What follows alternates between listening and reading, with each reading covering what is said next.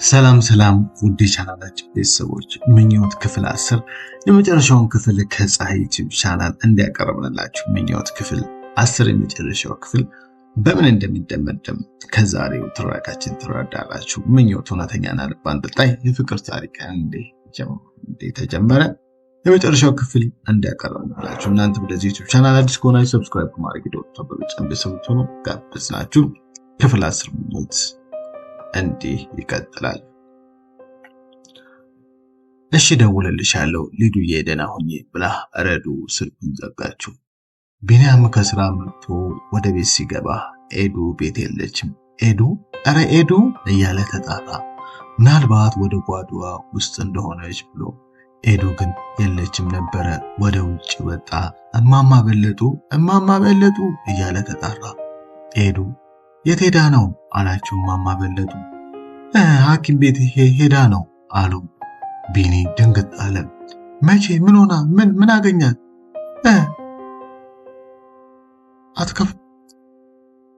አትከተላትም ነበር ወይስ ለኔ ያደውሉልኝ ነበር እያለ በጥያቄ እያደራረበ እማማ በለጡ የጠየቃቸውን ጥያቄ የመመለሻ ፋታ እንኳን አልሰጣቸውም ነበር።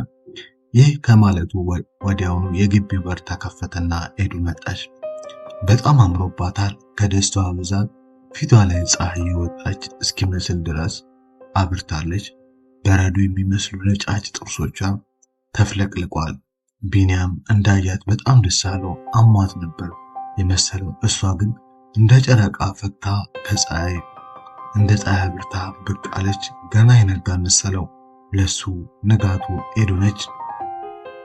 ያለ ኤዱ ሁሉ ነገር ጨለማ ነው የሚመስለው። ወደ እሱ ቀረበችና ቢኒ ና ወደ ቤት እንግባ ብላው እጁን ይዛ ሳበችው። ሰላምታ እንኳን አልሰጠችው ነበር። ደስታው አስክሯታል። ቢኒያም ምንም አልተናገረም። ዝም እንዳለ ተከትላት። እማማ በለጡ ኤዱ ደህና መጣሽ?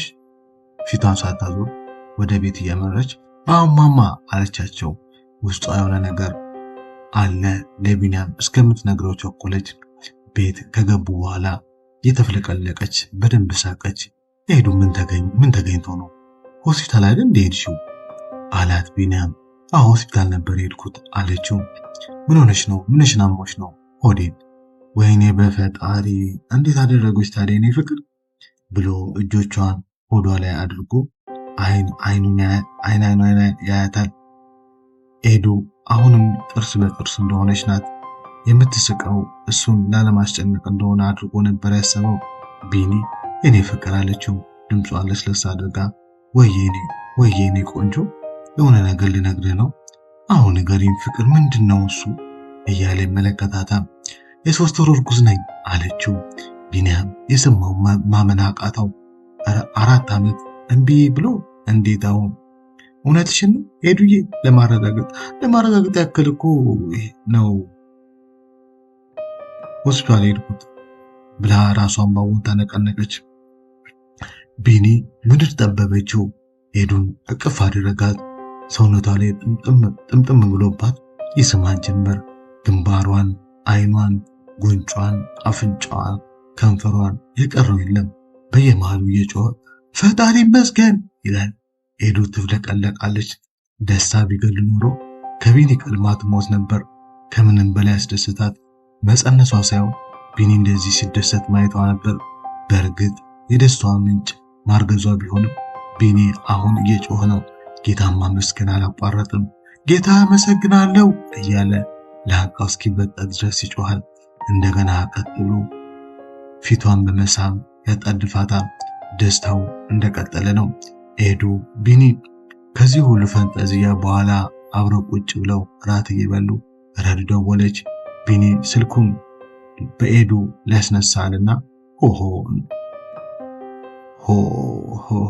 ነገሩ እናንተ ወላችሁ ከጀመራችሁ ስለማታወቁ እኔ ካወራኋት በኋላ እሰጥሻለሁ ብሎ ስልኩን አንስቶ ረዴት ማውራት ጀመረ። እያወሩ ያለ ኤዱ አላስወራለችው። በትክክል እንዳያወራ ታጎርሰዋለች። በየማሉ ትስመዋለች። ቅብጥብጥ አለች። ረበሸችው። ቢኒያም ወይ አንቺ እስኪ አውሪ ብሎ ስልኩን ሰጣት።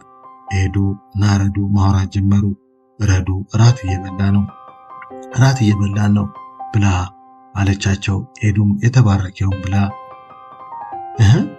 ቢኒ ሽሮ እንኳን መስራት አይችልም ስትል ሁለቱም ተሳሳቁ። በተለይ የኤዱ ሳቅ ከስከዛሬው ለየት ያለ ነበር። ፍንድቅድቅ አለች። ደግሞ ለሽሮ ሌላም አስተምረዋለሁ አለቻት ረዱ። ሌላውማ እኔ አስተምረዋለሁ ብላ ብትላት በሳቋ ላይ ቢኒያም ተሳትፎ ነበር። ከት ብለው ሳቁ። አለች ረዱ። እራታችሁን የምትበሉት ምላስ ነው እንዴ? ወሬ ለቆብሻል አለች። ኧረ እሱን ተይውና ይልቅ የምወልደውን ልጅ ሴት ከሆነች ያንቺን ሞክሼ ነው የማረጋት ረድኤት እላታለሁ። ወንድ ከሆነ ደግሞ ቢኒያም ነው ስም የማወጣለት ስትላት ረድኤት ደነገጠች።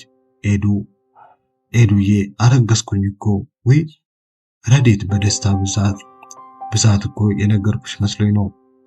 አርግዣለሁ እኮ ዛሬ ሆስፒታል ሄጄ የ3 ወር እርጉዝ ነሽ አሉ አለቻት ረድኤት። ከተጓዙበት ዓለም የመለሰቻት ኤዱ ናት። ምን ሆነ ነው የኔ ፍቅር አለችው። የኔ ፍቅር የምትለው ብቻ ነው የሰማው። ወይ ኤዱዬ አላት እንደመደንገጥ እያለ። እሷም ጥያቄውን እንዳልሰማ ስላወቀች ምን ሆንክብኝ እንደዚህ የምታስበው አለችው። ጥያቄውን ደገመችለት። እንዳለፈው ጊዜ ሊደብቃት አልፈለገም። ሁሉን ነገር ከኤዱ ጋር ተነጋግሮ መወሰን እንዳለበት አምና ምን የሬዱ ጉዳይ ትንሽ አሳስቦኝ እኮ ነው አላት። ፈራ ተባየለም። የሬዱ ጉዳይ ምን አለ የእሷ ጉዳይ ምን ያስጨንቃል ብላ እየጠየቀችው ወደሱ ቀረብ አለችና ከጎን ቁጭ አለች። ኤዱዬ አሁን እንዴት ብዬ ነው መጋባት እንደማንችል የምነግራት አላት።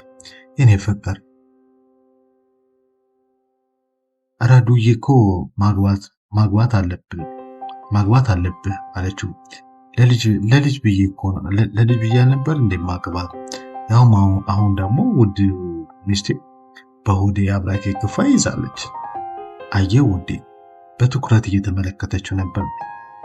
መጀመሪያ ተሳስተን እንደነበረ አሁን የገባኝ አለችው። እንዴት ውዴ ምንድን ነው የተሳሳት ነው አለችው።